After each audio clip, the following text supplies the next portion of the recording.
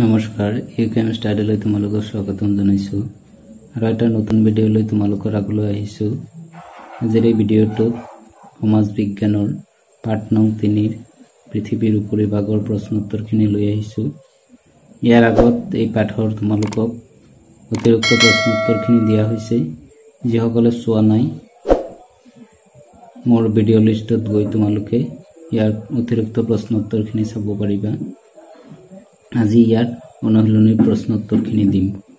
বলা আজিৰ ভিডিঅ'টো আমি আৰম্ভ কৰোঁ। 1 নম্বৰত আছে স্থলভাগ বুলিলে কি বুজা? উখুৰা মুখুৰা কঠিন ওখ মাটিভাগক স্থলভাগ বোলে। ইয়াত অলপ বানানটো ভুল হৈ আছে, উখুৰা মুখুৰা হ'ব, মুখুজা হৈ আছে। জলমণ্ডল বা বাৰিমণ্ডল বুলিলে কি বুজা? জলমণ্ডল বা বাৰিমণ্ডল হ'ল দ অংশ যি ভাগ চিৰকাল পানীৰে পৰিপূৰ্ণ হৈ থাকে। পৰ্বত কাক বোলে? কেইখনমান পৰ্বতৰ প্ৰধান পৰ্বতৰ নাম লিখা। ওখ বিস্তৃত শিলাময় শিখৰযুক্ত ভূমিভাগক পৰ্বত বোলে। কেইটামান প্ৰধান পৰ্বতৰ নাম হ'ল Himalaya, Alps, Rocky Andes, Atlas, Appalachian, Great Dividing, Pyrenees, Carpathian, Grampians আৰু ব্লেক ফৰেষ্ট। পৃথিৱীৰ সৰ্বোচ্চ শৃংগ কি?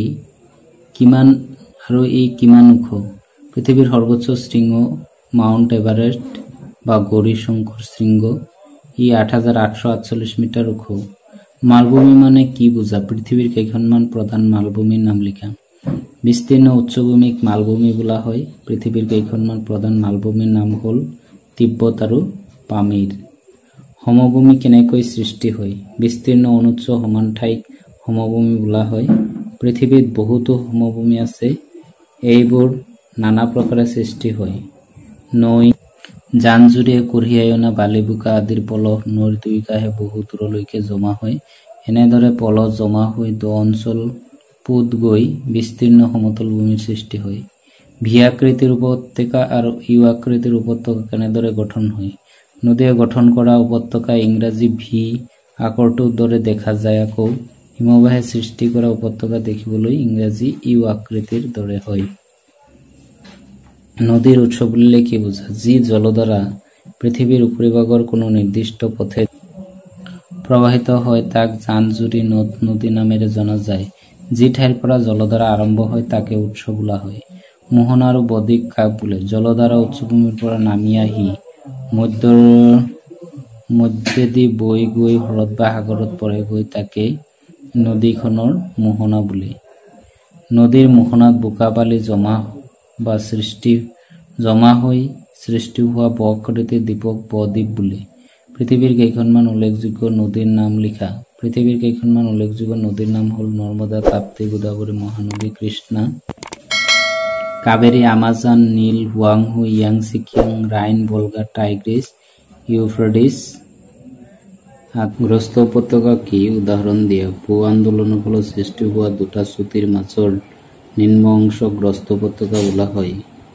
উদাহৰণ: পশ্চিম এছিয়াৰ জৰ্ডান নৈৰ উপত্যকা। হ্ৰদ বুলিলে কি বুজা? কেইটামান হ্ৰদৰ নাম লিখা। চাৰিওফালে মাটিভাগেৰে আগুৰা বিস্তৃত জলৰাশিক হ্ৰদ বোলে। কেইটামান হ্ৰদৰ নাম হ'ল Aral, Caspian, Geneva, Yellowstone, Garda, Maggiore, Superior, Victoria, Huron, Michigan, Nasser, Tanganyika, Baikal, Great Bear, Malawi, গ্লেডস্লাভ, ইৰি, Ontario আদি। সাগৰ, উপসাগৰ আৰু মহাসাগৰৰ সংজ্ঞা দিয়া। সাগৰ: স্থলমণ্ডলেৰে যিবোৰ অঞ্চল দ সেইবোৰ অঞ্চলত পানী জমা হৈ সাগৰৰ সৃষ্টি হয়। উপসাগৰ: যি বিস্তীৰ্ণ জলভাগৰ তিনিওফাল স্থলভাগ থাকে তাকে উপসাগৰ বোলে। মহাসাগৰ: স্থলভাগৰ একোটা বৃহৎ খণ্ড বিশাল পানীভাগেৰে আগুৰি আছে তাকে মহাসাগৰ বোলে। কেইখনমান সাগৰৰ নাম লিখা। কেইখনমান সাগৰৰ নাম হ'ল Arafura, Okhotsk, East China, Japan, Savu, Banda, Bohai, Bismarck, Bering ইত্যাদি। কেইখনমান উপত্যকাৰ নাম লিখা। কেইখনমান উপত্যকাৰ নাম হ'ল গংগা, ব্ৰহ্মপুত্ৰ, সিন্ধু। পৃথিৱীৰ মহাসাগৰ কেইখনমানৰ নাম লিখা। পৃথিৱীৰ 5খন মহাসাগৰৰ নাম হ'ল প্ৰশান্ত মহাসাগৰ, আটলান্টিক মহাসাগৰ, ভাৰত মহাসাগৰ আৰু উত্তৰ মহাসাগৰ, দক্ষিণ মহাসাগৰ। তো এইখিনি আছিলে এই পাঠটোত থকা প্ৰশ্নোত্তৰ। তো আজিৰ এই ভিডিঅ'টো চাই যদি তোমালোকৰ ভাল লাগে তেনেহ'লে লাইক আৰু বন্ধুবৰ্গৰ ওচৰত শ্বেয়াৰ কৰি দিবা। আৰু যিসকলে মোৰ এই চেনেলটো ছাবস্ক্ৰাইব কৰা নাই তেওঁলোকে মোৰ চেনেলটো ছাবস্ক্ৰাইব কৰি দিবা আৰু কাষতে থকা বেল আইকনটো দবাই দিবা যাতে মই বনোৱা সকলো ভিডিঅ' তোমালোকে পাব পাৰা। ধন্যবাদ।